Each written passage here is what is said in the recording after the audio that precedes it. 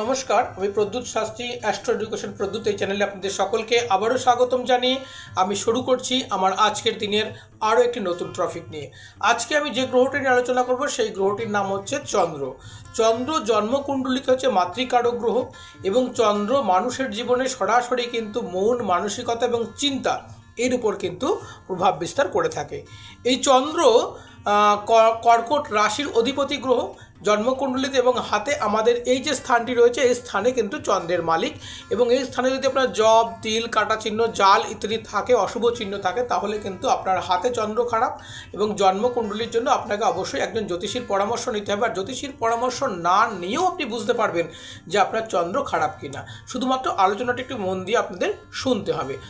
আপনার জীবনে যদি চন্দ্র খারাপ থাকে তাহলে আপনি দেখবেন যে আপনি সব সময়ের জন্য একটু দুশ্চিন্তার মধ্যে রয়েছেন।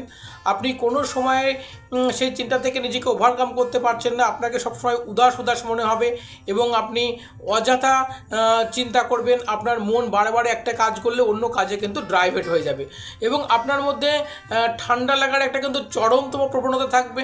জল দেখলে আপনার ভয় করবে এবং নিউমোনিয়ার ধাত এটা কিন্তু আপনার মধ্যে চন্দ্র ডিস্টার্ব থাকলে কিন্তু থাকবে। আর চন্দ্র যদি আপনার মধ্যে পজিটিভ থাকে তাহলে কিভাবে আপনি বুঝবেন যে এই ব্যক্তির চন্দ্র পজিটিভ আছে?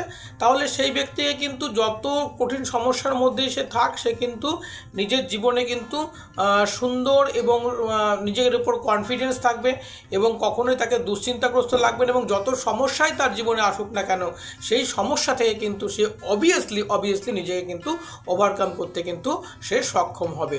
আর চন্দ্র যদি আপনার ডিস্টার্ব থাকে তাহলে আপনার জীবন কিন্তু যে কোনো দিনই কিন্তু প্রতিটা মুহূর্তেই আপনাকে সমস্যার জাল বুনে বুনে কিন্তু আপনার জীবনটা এগিয়ে চলবে।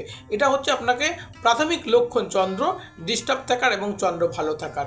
তাহলে যাদের জন্ম কুণ্ডলিতে এবং হাতে চন্দ্র খারাপ রয়েছে, আপনারা কিভাবে এই চন্দ্রকে আপনার পক্ষে আনতে পারেন? আপনারা খাবারের অভ্যাসের পরিবর্তন করুন, খুব সরল উপায়। যেরকম আপনারা প্রতিদিন যে খাবারগুলো খাবেন সেই খাবারে অন্তত আপনারা সাদা জাতীয় খাবার যেমন দই, দুধ এইগুলো ব্যবহার করুন। এবং এই দুধ এবং জল এইগুলো যদি আপনারা রূপোর পাত্রে ব্যবহার করেন, তার কাজ কিন্তু মারাত্মক পরিমাণে আপনারা পাবেন এবং চন্দ্র কিন্তু আপনার পজিটিভ অবভিয়াসলি হবে। এবং আপনারা দুধ থেকে তৈরি সমস্ত ধরনের খাবার কিন্তু খাবারের মধ্যে ব্যবহার করতে পারেন। আপনি আপনার যারা মাতৃস্থানীয় এবং যারা বাচ্চা তাদের সঙ্গে ভালো ব্যবহার করুন, খুব সুমিষ্টভাবে তাদের সঙ্গে মেলামেশা করুন।